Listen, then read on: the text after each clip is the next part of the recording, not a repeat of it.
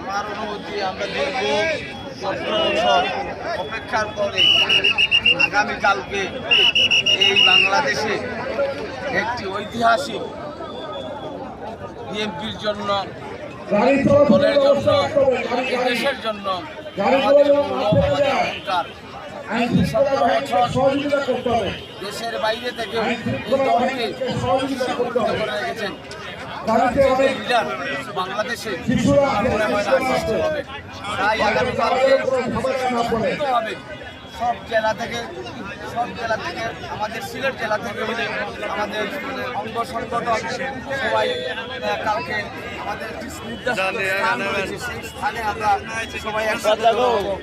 হয়ে আমাদের সিলেটের আবার তারেক রহমান সাহেব, উনি আমার ডক্টর জুবেদার রহমান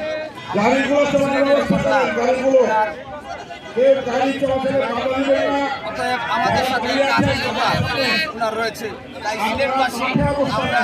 সিলেটও উনি আগমন করবেন, হয়তো সিলেট থেকে আবার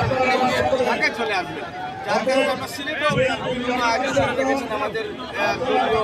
সিনিয়র নেতৃত্ব, জেলার নেতৃবৃন্দ এবং খন্দকার আব্দুল মুক্তাদির সাহেব, আমাদের যে ৬টি আসন সেই চৌধুরী, সাহেব মোহাম্মদ চৌধুরী, সিলেটের ৬ আসনের সবাই একই সাথে অঙ্গ সংগঠনের জেলা নেতৃত্ব রয়েছে, সবাই কালকে দলমত বিশেষে আমরা ঢাকার উদ্দেশ্যে রওনা দিয়েছেন অলরেডি সবাই। তাই আমরা সিলেটবাসীর পক্ষ থেকে, বাংলাদেশের পক্ষ থেকে আমরা তারেক রহমান সাহেব আসার জন্য অপেক্ষা রয়েছি। আজকে আমরা এখানে অপেক্ষা